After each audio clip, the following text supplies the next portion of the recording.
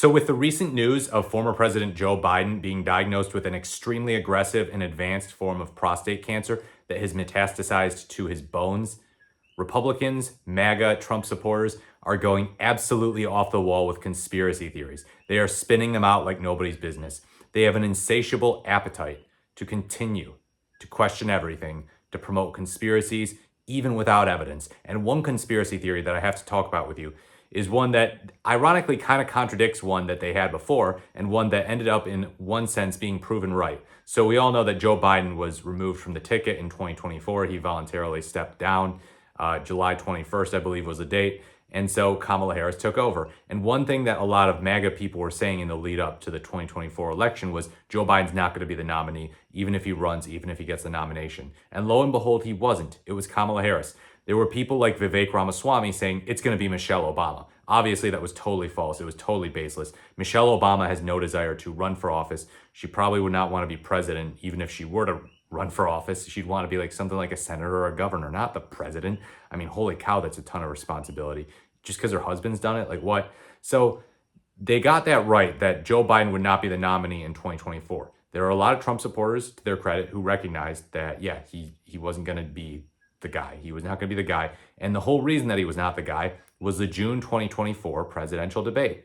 And ironically, they sometimes say, oh, that debate was so early. It was June. Usually they're at least in September. They say it was in June to expose Biden so that the Democratic deep state, the officials in the Democratic Party who have that power, could pressure him and remove him and be like, you are not fit to continue being the nominee. Your mental health is not there. You are cognitively declining, and we can't run you. It's too risky. So they sort of got that right. It seems like they have a W that they can kind of hold in the form of, okay, we said Biden wouldn't be the nominee, and he wasn't. But now they're coming out with this whole new thing that totally contradicts this. A whole new conspiracy theory that the Democrats wanted to run Joe Biden anyhow, knowing that he had cancer, knowing that the cancer in his prostate was very bad. It was very aggressive. It had metastasized to his bones, and that he could possibly pass away from it during his second term as president. And they say, oh, they did that all just to get Kamala Harris into office for free, her not having to win an election. And then maybe in 2028, the voters would feel really sad about the fact that Joe Biden passed away in office, and the Democrats would get a bunch of sympathy votes. Kamala Harris would get a bunch of sympathy votes and possibly win in 2028 due to sadness that, oh, Joe Biden passed away, and oh, poor guy, cancer is bad, cancer sucks, and cancer does suck. So that's their new line. It totally contradicts what they said and what they were right about Democrats don't want to run Joe Biden in 2024. Now they're saying they actually wanted to run him. They wanted to run him so that he could win against Trump in 2024, and then they could install Kamala Harris as president if he passes away from cancer. And they knew that he had cancer, and they knew that he was going to die from cancer sometime during that time period of his second term. What on earth, you people? Can't you just hold your W? Hold your W. You got it right that Joe Biden was not going to be the nominee in 2024. He dropped out in July. He let Kamala Harris take over. But now they have to do this whole new thing. And I know a lot of it stems from hatred of Kamala Harris and just, what they call DEI. They say their hatred of DEI, that they're like, oh, they just wanted to install the first woman president. And, they knew she couldn't get any votes because she's bad. And they're doing DEI for her. That's sending the cancer patient in there and having him die in office so that they can get their DEI candidate in there. That's their line of argumentation.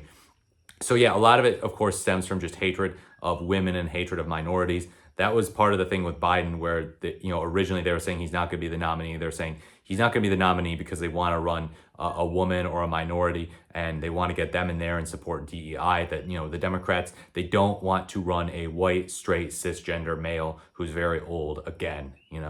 So that was one of the big arguments for their first theory, and they got that right. And it was not so much out of DEI purposes that Democrats pressured him to get off the ticket. It was age. It was concerns about his ability to continue fending for himself against Trump effectively, because he was not speaking very clearly. He was failing to complete sentences, really. He was saying stuff like, we finally beat Medicare in a presidential debate. He had what many people said was the worst debate performance ever.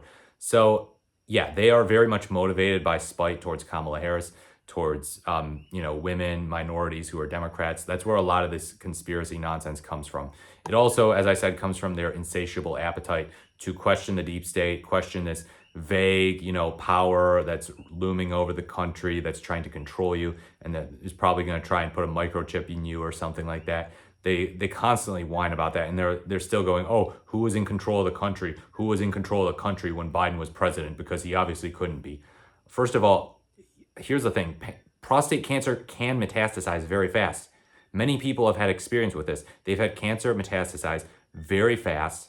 It's happened. So yeah, it could have happened in a few months after he left office. But of course, they refuse to accept that. They say, oh yeah, no, it might have gone back to 2021 or something, the very first year that he was in office. You don't know that. You don't know that. We don't know that it metastasized over the past few months, but you sure as hell don't know that, oh, it started up a long time ago, and this was all part of a big ploy, a big plan that they had. They were going to install Kamala Harris sometime between the year 2025 and 2028.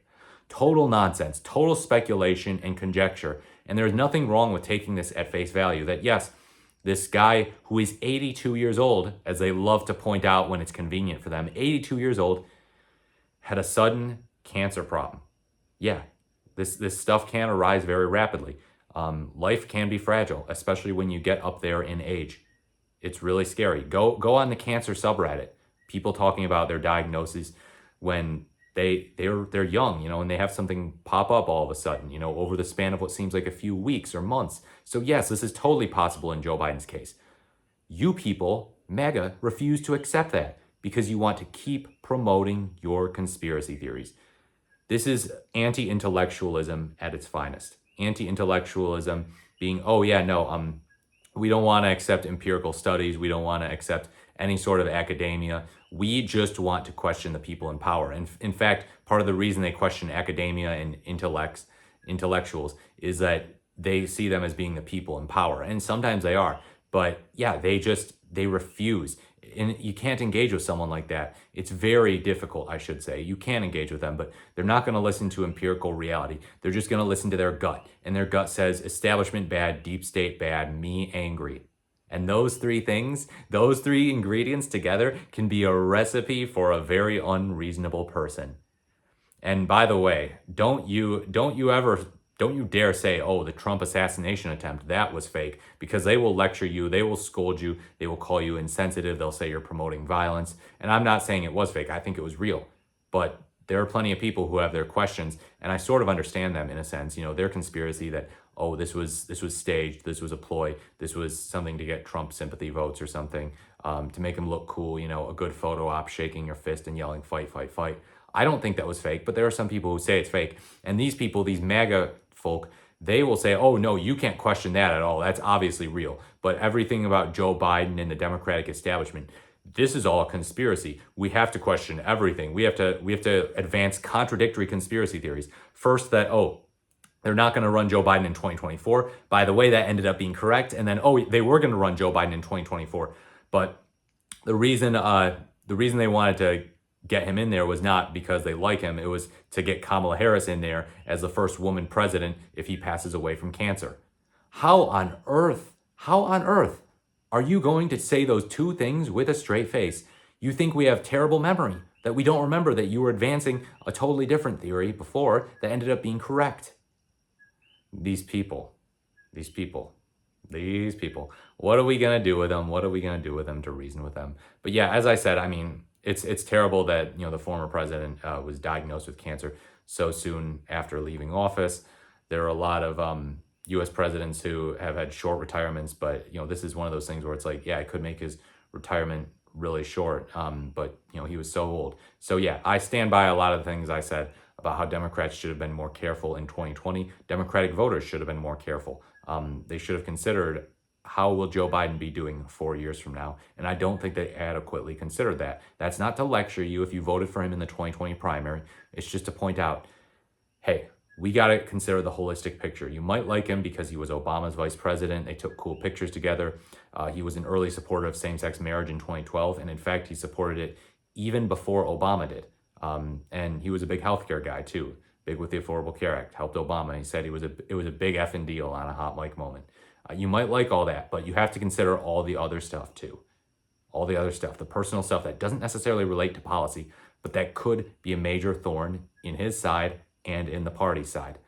And I don't think people adequately considered it. And we've gotten ourselves here where, yeah, the former face of the Democratic Party is the subject of trillions of conspiracy theories from MAGA blowhards who have an insatiable appetite to promote conspiracy nonsense and to feel like they're correct all the time, even when they contradict themselves. Pay attention to their contradictions, because the contradictions expose the weakness in their minds and their arguments as a whole. Let me know what you think in the comments below. Like, comment, or subscribe to the channel. Thank you so much for watching. This is the more the merrier, and I look forward to speaking to you in my next video.